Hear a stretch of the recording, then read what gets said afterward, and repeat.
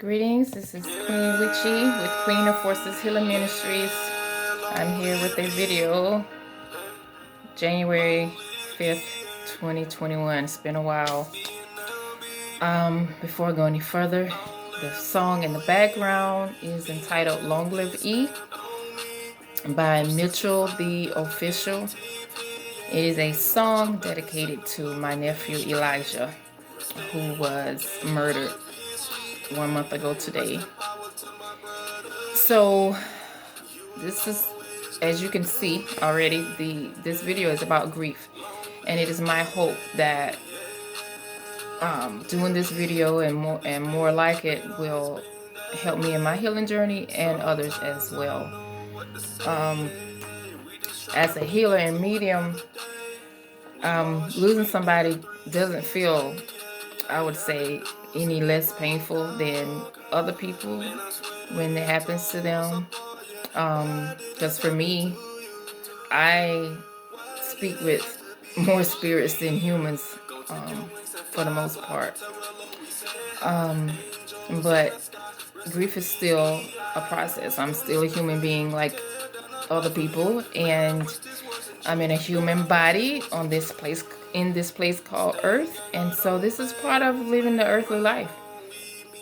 And it's been very difficult. My nephew is very special to me, still is. I think the blessing of being a medium and healer is that I know I can speak with him, he's with us. All of those things really do help, but it does not negate the grief process altogether. So it's been hard. I kind of steered away from social media, and I'm probably going to make more than one video about this, so I titled this one a part one. But I felt like he was encouraging me to get back started with doing things, and I wanted to talk about him, and I wanted to talk about grief in general. You know, in 2020, so many of us have lost many things and people. I think my first loss of a human loved one was on April 8th of 2020. Not my first loss ever, but my first loss in 2020.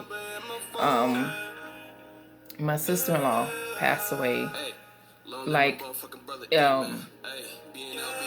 a surprise, really. She had started feeling bad and was going in and out the hospital, and this was during the time when they were saying COVID hit us, or when they declared it a pandemic in the U.S. and made it well known. So she didn't, in my opinion, get the treatment she deserved. But anyway, she passed on April 8th, and that was very painful. And I couldn't attend the funeral services and everything because of the limit on people. So it was hard. And going through the rest of the year with trying to deal with things and not being able to be with the family as much because of the way things were going. So then in October 23rd, I lost two more relatives, biological relatives of mine, two cousins, young people in their 20s, a male and a female. Tragic, sudden. Then I lost another cousin.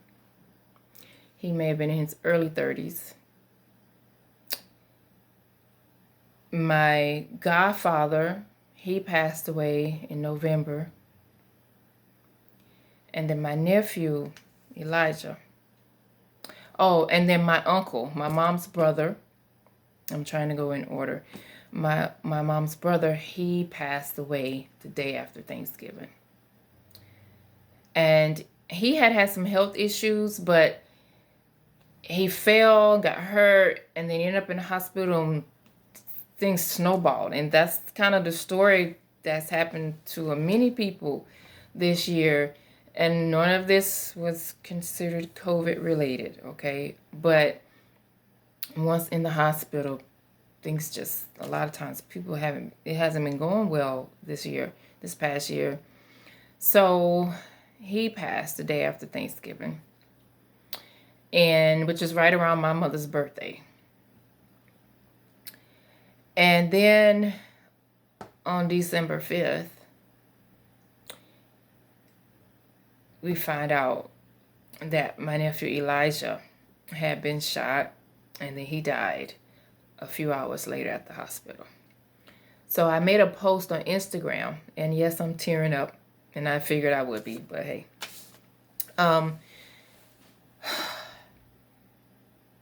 When my sister, my sister, she's 1 year younger than me, and this is her baby, her first child. And she called me a little after 9 that morning. It's actually the funeral date of my uncle. I got up that morning, and I decided, okay, maybe I can make it to his funeral to support his wife and whatever, because I was the closest relative. I'm in Connecticut, and the funeral was in New Jersey. And I got up from the table, and then my phone rang, and it was my sister. I realized what happened was she texted me. Whatever it was, it didn't come through. So I texted back, and I said, whatever you sent, I can't download it for some reason. So she called right back. And she told me that Elijah had been shot. He was in surgery. And we found out, she called me back about an hour later and said that he passed. So it's been very, very painful. And as much as I love him, as much as I do, I know that my pain is probably minimal to what she's feeling as the woman who gave birth to him. My sister was a teen mom, so we all rallied around her and helped as best we could. And over the years after I became a mother, then I realized, wow, and I think I've said this to her a couple times, I wish I would have helped you even more. It's hard being a mother, and it's hard being a teenage mom. I mean, I don't have that experience, but I saw a lot that she had gone through. And so being that she had him so young, we all just helped her, and we did as much as we could. I remember I was working at a grocery store when she had him, and a little while after, I was in high school, my senior year, and I remember a couple of friends of mine at the time, we were all working, and we would take turns going through each other's lines. And I would take diapers, one of them would take formula, and one would be taking the people's stuff. I hope the statute of limitations is up for that by now. But we would make sure Elijah had what he needed. And, she worked her butt off trying to finish school. She still dropped out. And she went back and finished, and she became a teacher. And, it's just been very difficult. And I think after all of these losses this year, and especially having so many so close together, from October until December, it's like, this is too much. And Elijah was just such a special person to all of us. We called him prophet. We called him Elijah. A lot of people call him Eli. And you hear in that song, they said, long live E, because a lot of his friends called him E. Thankfully, he has children. I'm so grateful he has children. So grateful that my sister can share a piece of him through his children. And his son, whose name is King Elijah, looks just like him. So it's hard. And like I said, today makes a month. And it's hard too because, again, he was killed. He was murdered, and the person has not yet been arrested. So, as a spiritual worker, I am doing my best to help that come to fruition quickly, because it's already been a month. There's a lot of stuff around that. I'm not going to get into that too much, but any healers, spiritual workers out there wanting to help, please do. See that person facing their justice, however spirit sees fit. So, love and light to my sister always. And I think as it pains me, I think part of the pain I feel is her pain, not her pain, but I'm feeling hurt because I know she's hurting. And like, I wish I could take it away. Because that's my sister. And somebody took her baby. And, he was killed on December 5th. And then, of course, the holidays. And his birthday was December 30th. And now at the month mark, it's just difficult. And I left far away from my family, so I had gone down, stayed there for about 2 weeks. And I really hated to leave my sister. I didn't think there was anything that I can really do, but I still hated to leave her.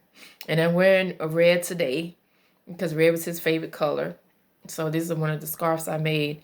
And I decided I wasn't going to sell this one. I was going to keep it and wear it for him. And I noticed I had been wearing a lot of red like a few weeks up to his death.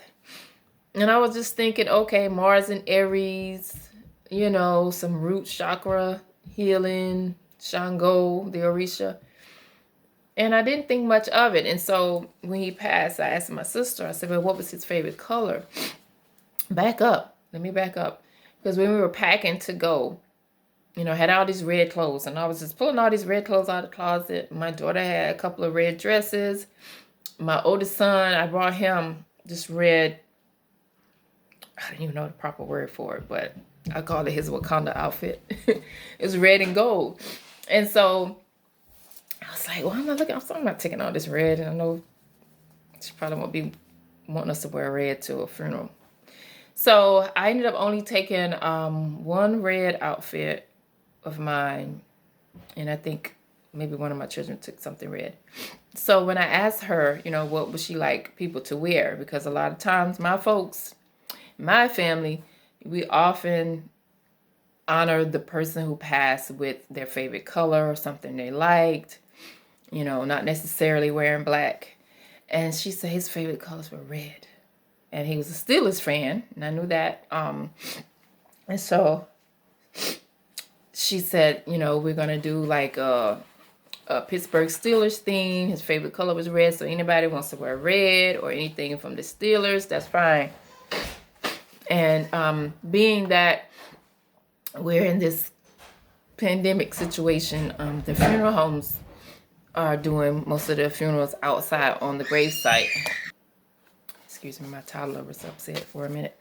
So the funerals are outside, and it was down south, so it wasn't that cold. And she wanted things to be, pretty casual. He was a casual guy most of the time. So she encouraged people to wear red and Steelers themed and whatever. So she had a red pantsuit, and I took the red dress that I had. I hadn't never worn the dress I just got. Like I said, I was in the red theme for whatever reason. So we did that, and my sister was so involved in the process of his funeral arrangements, and she even closed his casket. And when it was time for the casket to go down, she unwound the thing at the head of the casket and at the foot. And she wanted to stay until he was completely in the ground. Everything was covered. So we all stayed with her, which is not something that they allow much anymore. I remember as a child, I've seen that happen probably once. But anyway, it was just a very, I don't know how to describe it, but our family just had been hit with so many deaths, like I said, since October. And the week leading up to his death, like I saw this video on YouTube that was funny, and I sent it to him because on November, I think 15th was the last conversation I had with him. I had been messaging him because I would often get dreams about him, and I would have things to tell him and warn him about. And every time I would tell him something, he'd go, I know, Aunt Uchi, I know. Very intuitive young man. You know, like I said, we called him Prophet from day one. And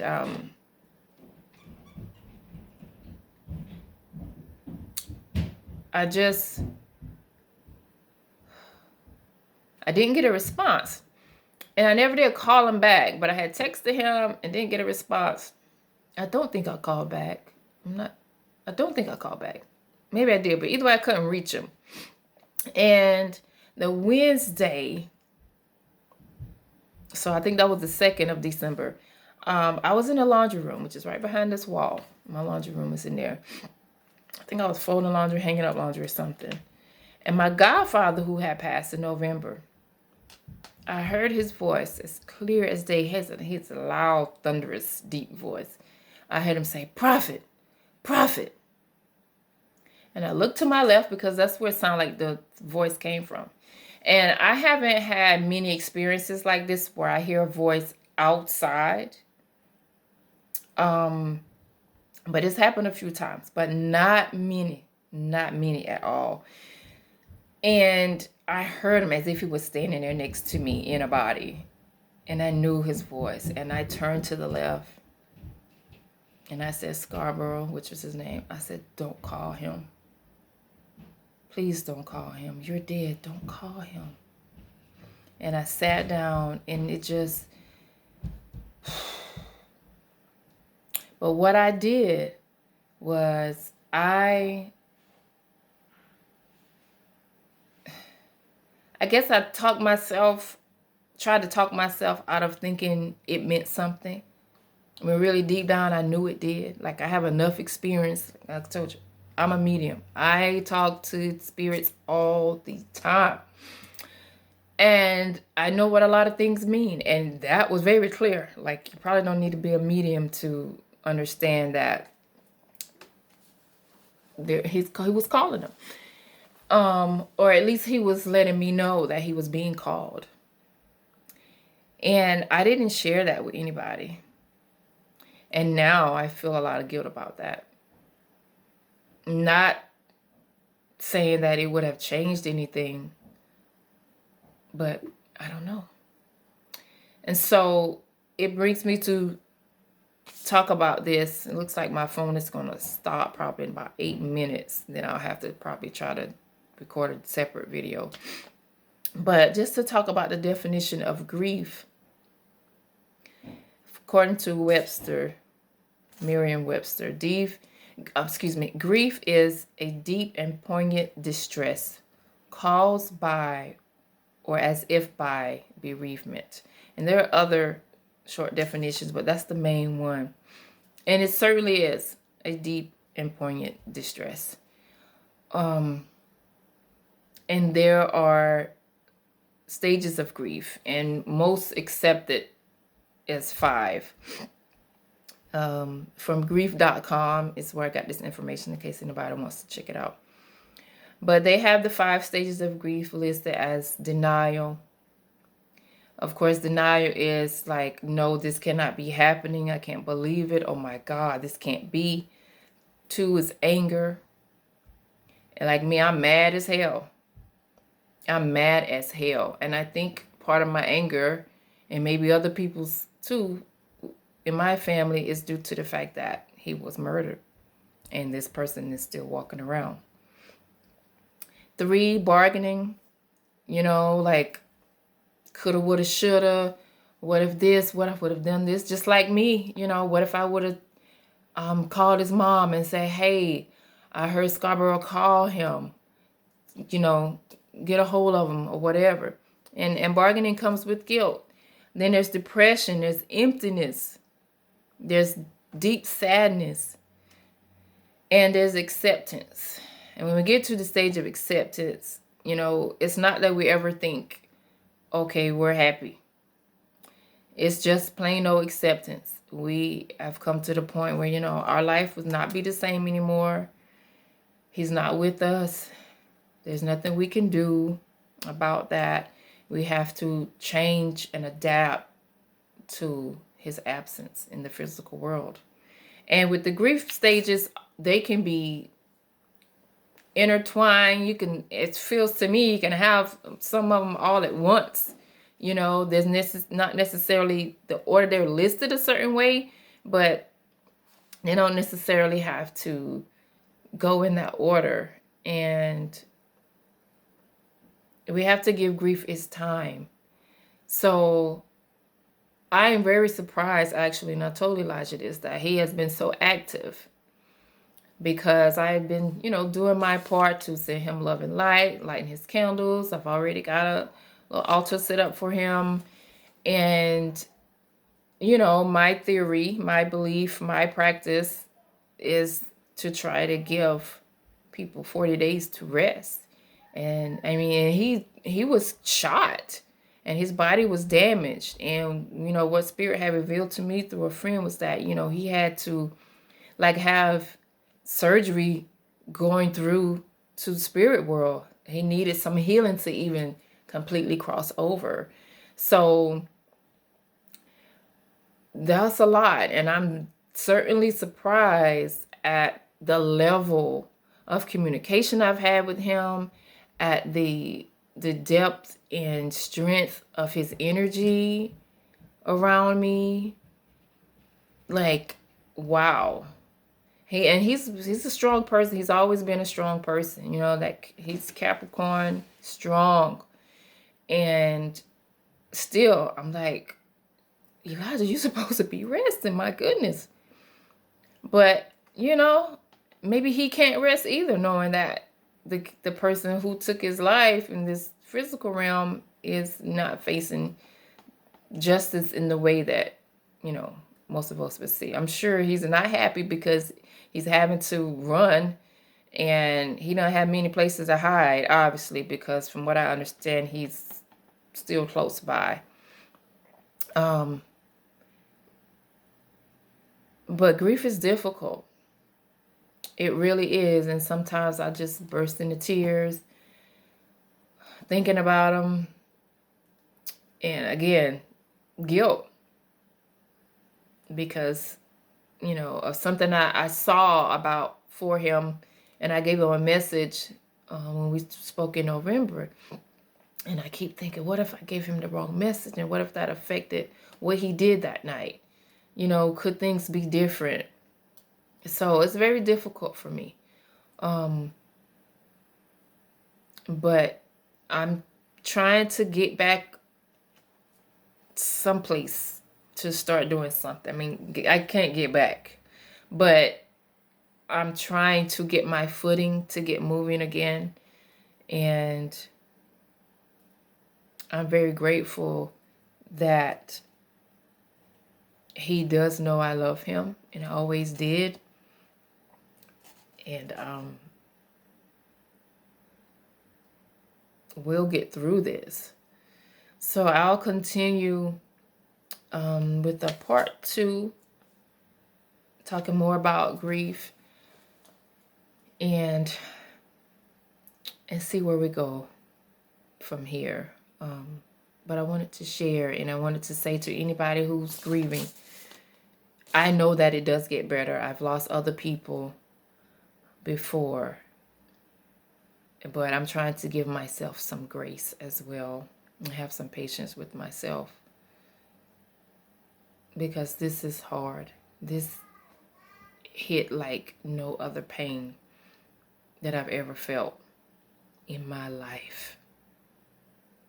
In my entire life, I don't think I've ever felt this kind of pain.